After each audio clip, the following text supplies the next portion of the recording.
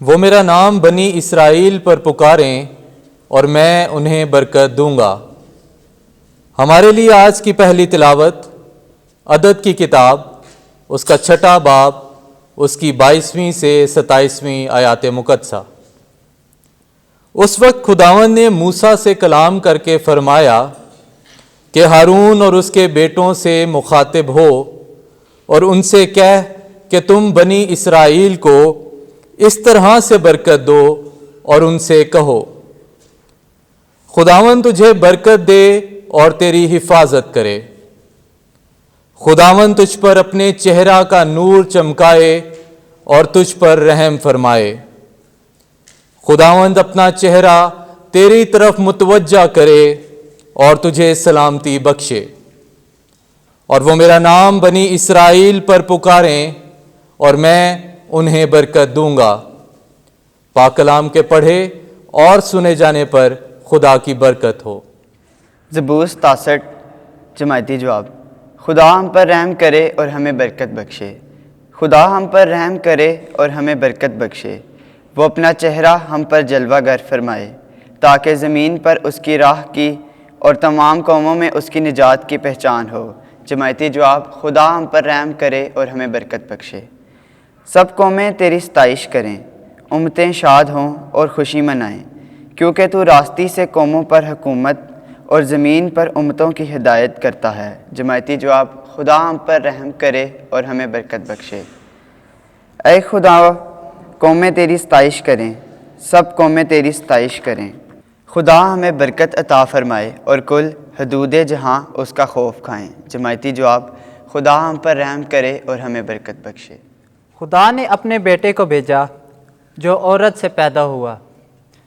آج کی ہماری دوسری تلاوت مقدس پالوس رسول کا خط غلاطیوں کے نام، اس کا 4واں باب، 4 سے 7 آیت مقدسہ۔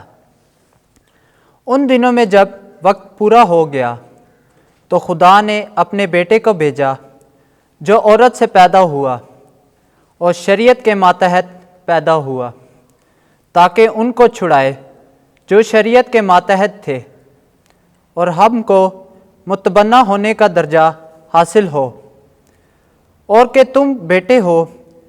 اس سے ثابت ہے کہ خدا نے اپنے بیٹے کا روح ہمارے دلوں میں بھیجا ہے، جو ابا یعنی اے باپ کہہ کر پکارتا ہے۔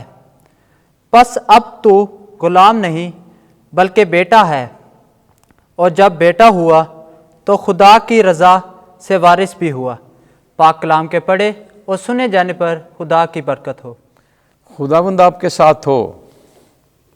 انجیل مقدس لوکا کے مطابق اے خداوند تیری تمجید ہو۔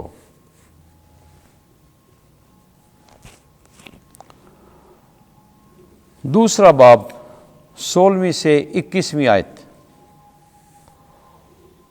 انہوں نے مریم، یوسف اور ننھے بچے کو پایا، اور جب 8 دن پورے ہو گئے تو اس کا نام یسوع رکھا گیا۔ تب اس وقت چرواہے جلدی سے بیت لحم کو گئے اور مریم اور یوسف اور اس ننھے بچے کو چرنی میں پڑا پایا، اور دیکھ کر وہ بات بتائی جو اس بچے کے حق میں کہی گئی تھی، اور سب سننے والوں نے ان باتوں پر تعجب کیا جو چرواہوں نے ان سے کہیں۔ پر مریم ان سب باتوں کو حفظ کر کے ان پر اپنے دل میں غور کرتی رہی، اور چرواہے ان سب باتوں کے لیے خدا کی تمجید اور حمد کرتے ہوئے لوٹ گئے جو انہوں نے ویسے ہی سنی اور دیکھی جیسا ان سے کہا گیا تھا۔ اور جب اس کے ختنے کرانے کے لیے 8 دن پورے ہو گئے تو اس کا نام یسوع رکھا گیا، جو فرشتے نے اس کے رحم میں پڑنے سے پہلے رکھا تھا۔ انجیل مقدس کے وسیلے سے ہمارے گناہ معاف کیے جائیں۔ اے مسیح تیری ستائش ہو۔